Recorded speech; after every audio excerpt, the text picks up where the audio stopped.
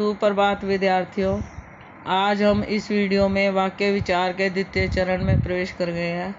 पहले चरण में हमने वाक्य की परिभाषा, उसके अंगों और उसके भेदों के विषय में पढ़ा था, परंतु उसमें मैंने आपको बताया था कि वाक्य के भेद दो तरह से हो सकते हैं: अर्थ के आधार पर वाक्य भेद और रचना या संरचना के आधार पर वाक्य भेद। अर्थ के आधार पर वाक्य भेद आप 9वीं कक्षा में पढ़ चुके हैं और आज हम संरचना या रचना के आधार पर वाक्य भेद पढ़ेंगे, जो कि 10वीं कक्षा के पाठ्यक्रम में शामिल है। तो सबसे पहले रचना के आधार पर वाक्य भेद 3 तरह के हैं: सरल या साधारण वाक्य, दूसरा संयुक्त वाक्य, तीसरा मिश्रित वाक्य। सरल या साधारण वाक्य ये वे वाक्य होते हैं जिनमें एक उद्देश्य, एक विधेय और एक ही समापिका क्रिया होती है। जैसे माँ ने खाना बनाया। इस वाक्य में माँ ने उद्देश्य है, खाना बनाया विधेय है, परंतु इसमें समापिका क्रिया क्या है? बनाया। समापिका क्रिया क्या होती है? जो क्रिया एंड में, वाक्य के अंत में आती है, उसे समापिका क्रिया कहते हैं।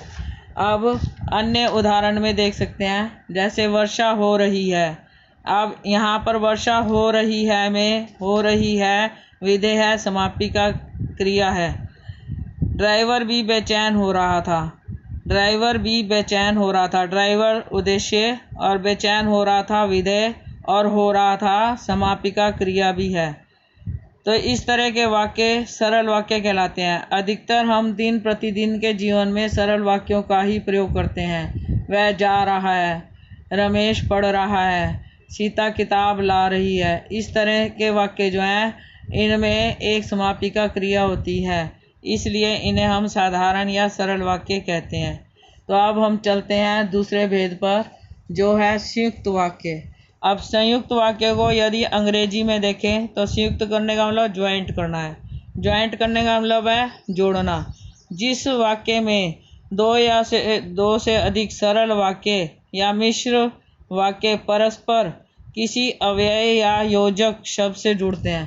तो यहाँ परिभाषा में लिखा है, जिस वाक्य में 2 या 2 से अधिक सरल या मिश्र वाक्य किसी योजक शब्द से जुड़े हों, उसे संयुक्त वाक्य कहते हैं। 2 वाक्यों का अर्थ है 2 क्रियाएं हो सकती हैं इसमें। और योजक क्या होता है? जो शब्द 2 वाक्यों को जोड़ता है। उदाहरण में लिखा है हमने, मैं आऊँगा और राम जाएगा। यहाँ पर यदि हम इस वाक्य को 2 हिस्सों में बांटें तो 2 वाक्य बन जाते हैं। मैं आऊँगा एक वाक्य बन गया, राम जाएगा दूसरा वाक्य बन गया। परंतु हमने इन 2 वाक्यों को किसकी सहायता से जोड़ा है? और की सहायता से जोड़ा है। तो और यहाँ पर योजक की भूमिका निभा रहा है। तो इसका मतलब योजक क्या होता है? योजक वे शब्द होते हैं जो 2 वाक्यों को या शब्दों को जोड़ने का प्रयत्न करते हैं। परंतु संयुक्त वाक्य में ये क्या भूमिका निभाते हैं? ये 2 वाक्यों को जोड़ते हैं और ये वाक्य के अर्थ के अनुसार प्रयोग होते हैं। योजक अनेक हो सकते हैं। जैसे 2 वाक्यों को जोड़ते हैं, आपने कई वाक्य पढ़े होंगे जिनमें 2 वाक्य जुड़ने हों और उनमें क्या लगा होता है? और, तथा, किंतु, परंतु, इस तरह के योजक शब्द लगते हैं। तो इसका अर्थ यह है कि संयुक्त वाक्य में 2 वाक्य जुड़ते हैं और किसी योजक की सहायता से जोड़े जाते हैं और योजक का प्रयोग वाक्य के अर्थ के अनुसार होता है।